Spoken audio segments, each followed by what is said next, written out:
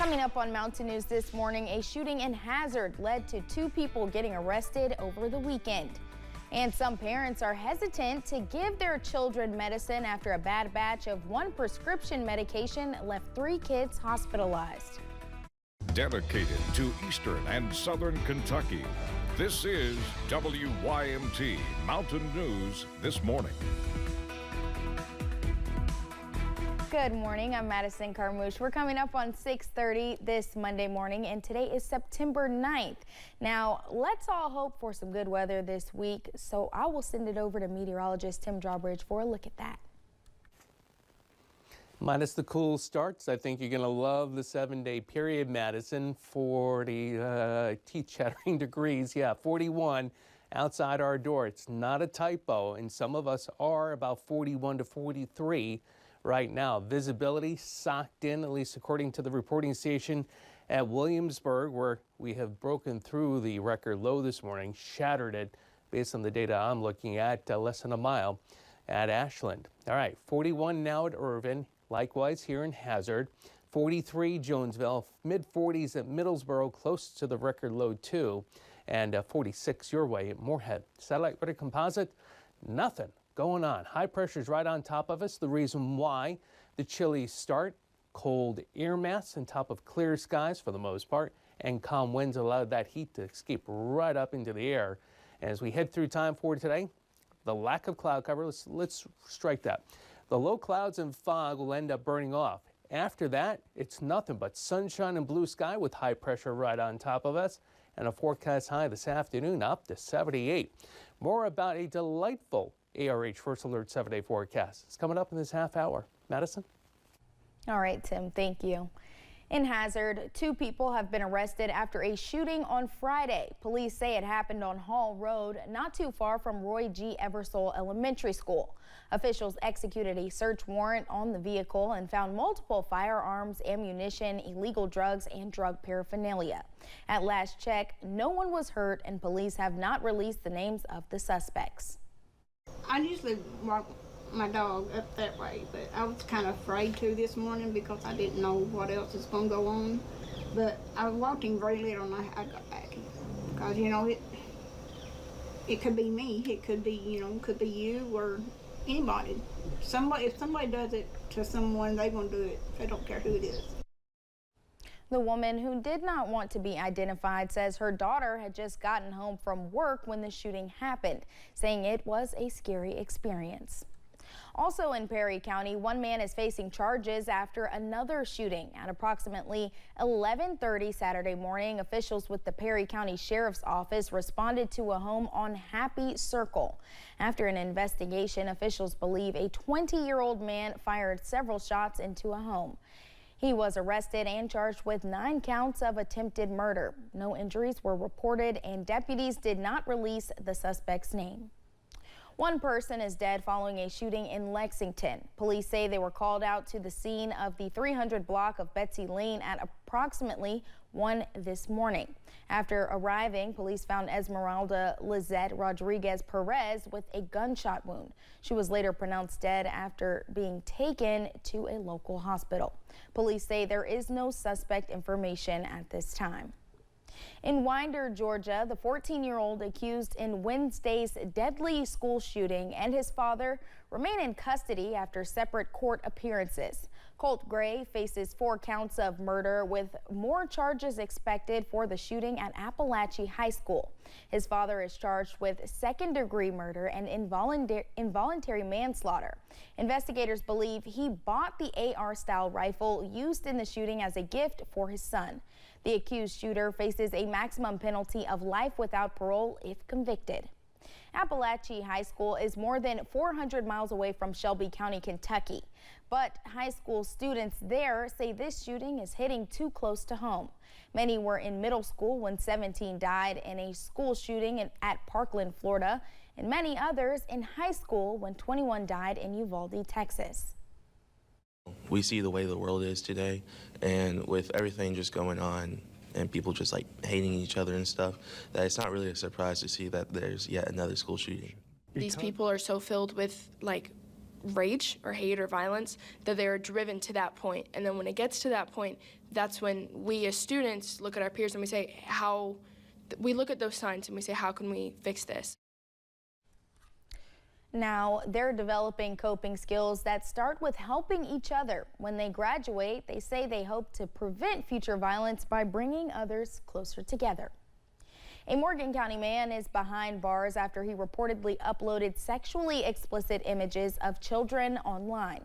Troopers with KSP's Electronic Crimes Branch arrested John Simone on charges related to a child sexual abuse material investigation Thursday. He is currently charged with 20 counts of possession of matter portraying a minor under the age of 12 in a sexual performance. He was taken to the Rowan County Detention Center. A former Eastern Kentucky prosecutor has been sentenced to prison. Former Perry County Commonwealth's attorney Scott Blair was sentenced to 4.5 years for committing honest services wire fraud. Blair pleaded guilty earlier this year. In the plea agreement, it says between April 2020 and March of this year, he intentionally devised a scheme to deprive those in Perry County of his honest service through bribery. A man was lured to a home in Wayne County where police say he was held against his will and accused of stealing. James Lyons and Rydell Joe have been arrested on multiple felony charges, including robbery, assault, and unlawful imprisonment. Police say the crime happened last month and the two gave the victim bandages following the assault and let him go. It took about 2 weeks to find Joe. Both men are in the Wayne County Detention Center. One person has been arrested accused of stealing equipment and copper from 2 Logan County, West Virginia businesses. West Virginia State Police say about $157,000 in equipment was taken from Arch Resources, including a welder, a trailer, and an excavator. They also say around $100,000 of copper was stolen from services. Investigators combed through evidence, including video, which led them to arrest Jeremy Weekly. 4 people are facing charges after they reportedly stole a church van in Lee County, Virginia. Officials with the Lee County, Virginia Sheriff's Office say the theft occurred from the First Baptist Church of Jonesville. Deputies announced that the van was recovered in Harlan. Parents are pushing to know more after 3 kids were hospitalized late last month over a bad batch of medication. The kids are out of the hospital and recovering. Their community rallied on the roads with a cruise night to help collect donations for the families. For mom Tabitha Drew, it's a sight she's fortunate to see and one she fears to lose. Seeing my daughter on the brink of death and having a chaplain come in, I don't want anybody to experience that. I'm afraid to give her the medicine she needs because I don't want this to happen again. Raven is still recovering after the family's pharmacy gave her a bad batch of Clonidine. She was in the hospital for days on oxygen and Narcan. The Kentucky Board of Pharmacy found that MedSafe in Eminence was not in compliance with the FDA standards in order to stop all compounding and dispensing of compounded medication like Clonidine. The investigation into MedSafe Pharmacy in Eminence is still ongoing. A coal miner died Friday evening in Logan County, West Virginia. Gary Chapman of South Williamson passed away from injuries suffered in an incident at the Mountaineer II mine in the Sharples area of Logan County. Governor Jim Justice releasing a statement saying in part, quote, Mr. Chapman's loss is a powerful reminder that we should always have a deep gratitude for every one of our coal miners. They are the ones who keep our nation running, and I can promise that we will never forget Mr. Chapman's dedication and service.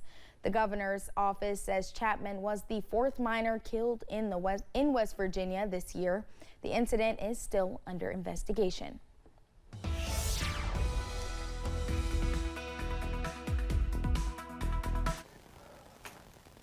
And a good Monday morning to you. Coming up on 6:38. I'd like to show you a satellite radar composite like this. You know why? Complete lack of cloud cover. High pressure stretching from the Commonwealth back into the plains, eastbound into the Virginias, and it's going to keep all this moisture to our south down to our south until late in the work week. All right, let's get you out the door with the bus stop forecast. Low clouds and fog. Yes, 41. There's a number of us in the lower 40s, but don't worry. We do warm up as we hit through the course of the morning, near 70 by the lunch hour and topping out at 78 in Hazard. How long do the cold mornings last? We'll let you know. Your ARH First Alert 7-day forecast coming up in moments. Madison? All right, Tim, thank you. One organization spent its Sunday helping out an Eastern Kentucky animal shelter. WYMT's RJ Johnson shares the group's message and the impact they're hoping to make. Officials with Kentucky Animal Action are helping at the Kentucky River Regional Animal Shelter. A shelter president, Michelle Lawson, says needs some help. This particular shelter services 4 counties, which is more than any other shelter in the state. And the influx that happens here of animals rolling through is just about unimaginable. Board member Dorian McAlvin says it is a part of shining a light onto shelters throughout the Commonwealth. I just felt it was important to put our efforts into action and to come to surrounding rural, local, shelters, faraway shelters, and be a presence. By bringing food, supplies, and more. We bring supplies, we will clean kennels, we'll walk animals, we go live, trying to spotlight the animals, and it's really important to spotlight the staff too. These volunteers are vital and they're important. Lawson says they are spreading awareness to those who might want to help but do not know where to start. Every penny counts, and people are ashamed sometimes to donate $5 or even $1. But I have to tell you, if everybody in this county donated $1, that would be major. She says everyone working together for a common goal is what will help in the long run. Unity is actually part of Kentucky Animal Action's mission. And while it sounds just like a broad umbrella of, what can't we all just get along? It's actually quite the tall task. We have to see a lot of bad things, and everyone tends to wear their emotions on their sleeves, but it boils down to most of the people in the circles really want to help the animals. In Perry County, RJ Johnson, WYMT Mountain News. From phones, tablets, and computers, it may seem impossible to pull your child away from their screens. But pediatricians say it's important to set limits when it comes to screen time. Experts say 2 hours of recreational screen time is a goal parents should aim for. As for tackling schoolwork, doctors say it's good to have a conversation about balancing screen time and homework to keep them from falling behind.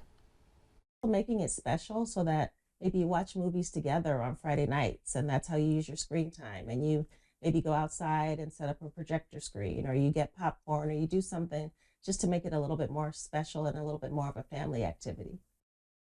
Dr. Robinson adds it's important to lead by example, meaning parents need to take breaks from their devices if they want their kids to as well. Thank you for joining us. The time is now 6:42. Still to come on Mountain News this morning. A state of emergency in California as crews battle a raging wildfire, and the rising temperatures are creating even more dangerous situations for firefighters. Stop.